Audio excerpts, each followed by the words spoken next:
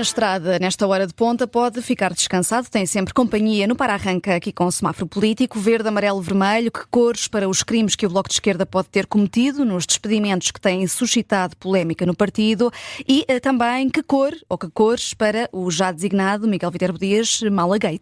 Temas sinalizados pela Judite França e hoje também com o Rui Pedro Antunes, editor de política do Observador. Rui, começamos por estas diferentes versões de André Ventura e do Presidente da Assembleia da República sobre as apreensões no Parlamento, no caso das malas alegadamente roubadas pelo deputado Miguel Arruda. Sim, particularmente, até já escrevi um artigo de opinião esta semana no Observador que abordava estes dois temas, tanto o que eu vou aqui sinalizar como, em parte, aquele que a Judite vai sinalizar. Mas aqui a novidade relativamente ao momento em que escrevi esse artigo tem a ver com este novo posicionamento de André Ventura, que já não sabe muito bem o que há de fazer com este caso e talvez até injustamente já tem que responder muitas vezes por algo que ele já não pode fazer grande coisa.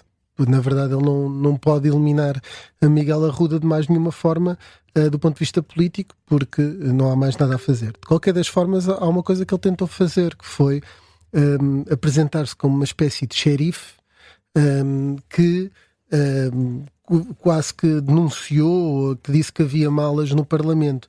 E isso não é verdade. Não é verdade pela cronologia dos acontecimentos.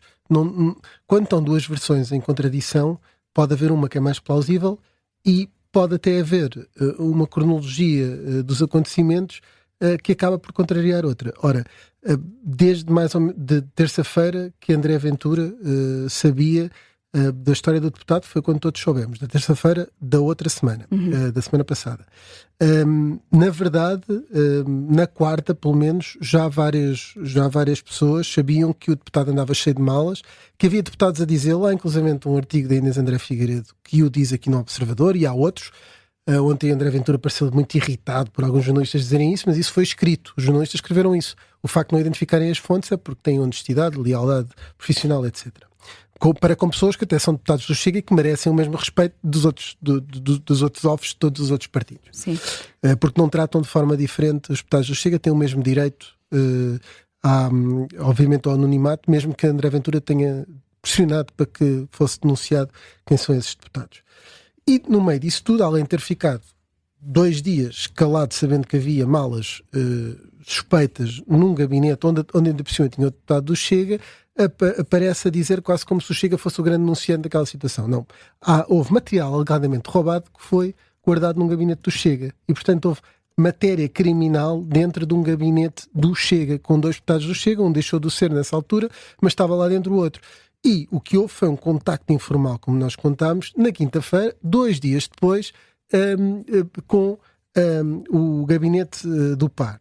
E depois houve um e-mail na segunda-feira, que também não apareceu ainda o e-mail em lado nenhum, e até há dúvidas que o mesmo tenha sido enviado, e portanto, não, a postura do Chega não foi de denunciar. Eu percebo que naquela altura, com o foco todo no Chega, estar a colocar mais achas para a fogueira e ser o próprio partido a denunciar que tinha lá malas ia ser mau naquele momento e tentaram de alguma forma adiar isso. Agora, perante essa situação, que até é compreensível, não sabendo se eram malas roubadas, se não era, tentar proteger o próprio partido, a própria bancada nessa altura, o que não é compreensível é que 4 ou 5 dias depois se venha a apresentar como um homem que praticamente algemou o Miguel Arruda e o foi levar. Isso não é verdade. Esse posicionamento de xerife de André Ventura não corresponde à realidade. Não foi isso que aconteceu. Não estou a dizer que o Chega tentou abafar o caso, o que também seria injusto dizê-lo, mas também não foi propriamente o mais diligente a partir do momento em que soube, senão não levava 2 dias para um contacto informal e 5 dias para enviar um e-mail que ninguém sabe onde é que está. Além disso, o Presidente da Assembleia da República, que não me parece ter razões para mentir nesta matéria, enfim, pode não estar a ser estritamente rigoroso, isso quando há 2 versões nunca saberemos. O que na verdade disse é que não era preciso nenhuma autorização do Chega, não foi a investigação e a apreensão que houve no Parlamento não foi motivada por nenhuma queixa do Chega e, portanto, ficamos a saber que simplesmente André Ventura não não fez nada proativamente para a investigação. Diz que autorizou a polícia a entrar no gabinete do Chega. Ora, a polícia não precisa de ser autorizada para ir apreender material alegadamente roubado, portanto, autorizou o que não necessitava de ser autorizado. Mais uma vez, é um fake xerife. Só para dizer outra coisa, que ainda por cima hoje diz que, desculpa, Judita, não te quero roubar mais tempo, ainda por cima hoje diz que Guiá Branco desvalorizou o caso. Ele não desvalorizou o caso. O Guiá Branco desvalorizou foi esta troca de e-mails, a retórica política que André Ventura tem direito a ter, e desvalorizou toda esta retórica. Ainda bem, não é? Porque não desvalorizou o caso. Como Presidente da Assembleia da República tem mais é que desvalorizar este tipo de minudências. E não disse André Ventura está a mentir, ou Chega está a mentir, não disse, simplesmente comprometido com a verdade, disse qual era a sua versão e que há, formalmente, e-mails e troca de correspondência relativamente a isso, que foi os atos que ele teve com as entidades judiciárias e, portanto, limitou-se a ser factual e não entrar neste debate que José Pedro Guiá Branco nunca quis entrar neste debate com o Chega. André Ventura é que parece um bocadinho perdido nesta história, percebo que ele esteja agastado a falar sobre o assunto. Mas cada vez que fala só faz pior.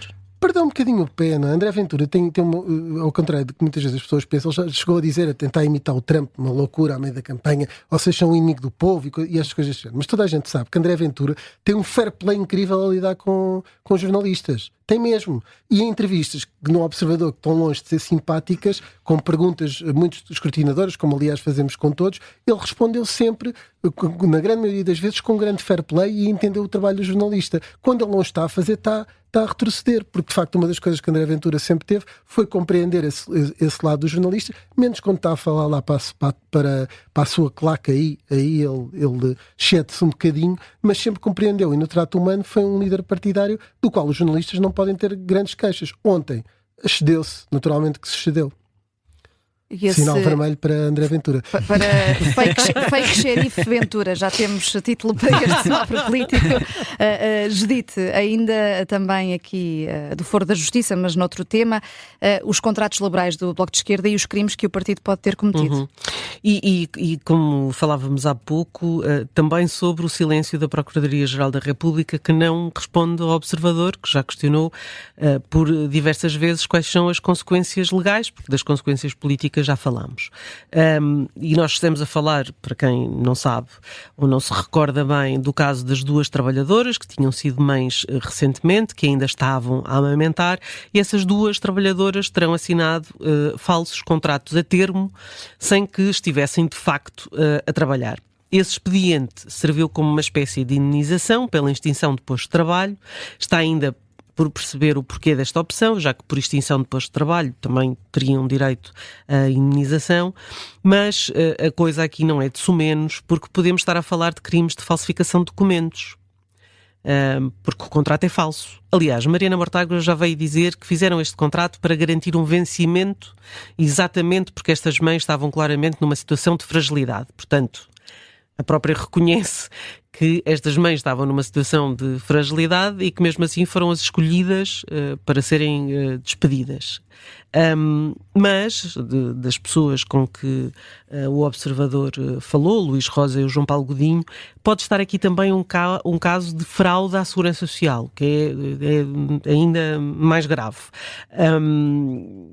Analisando o caso destas duas trabalhadoras que assinaram estes são novos contratos, portanto tinham um determinado contrato sem termo e assinaram novos contratos para receberem salários correspondentes a X meses, neste caso a 8 meses, como o tal aparente substituto de uma indenização. Como nunca prestaram serviço e foram despedidas no final desses contratos, aqui não se aplicam as regras da indenização que poderiam ter se estivessem no quadro. Por exemplo, não terá sido tendo em conta, como é evidente, porque são contratos a termo, a antiguidade dos funcionários. Contratos a termo que não correspondem à realidade. Portanto, aqui não só haverá um contrato falso e uma falsificação de documentos, como há a questão da Segurança Social, e aqui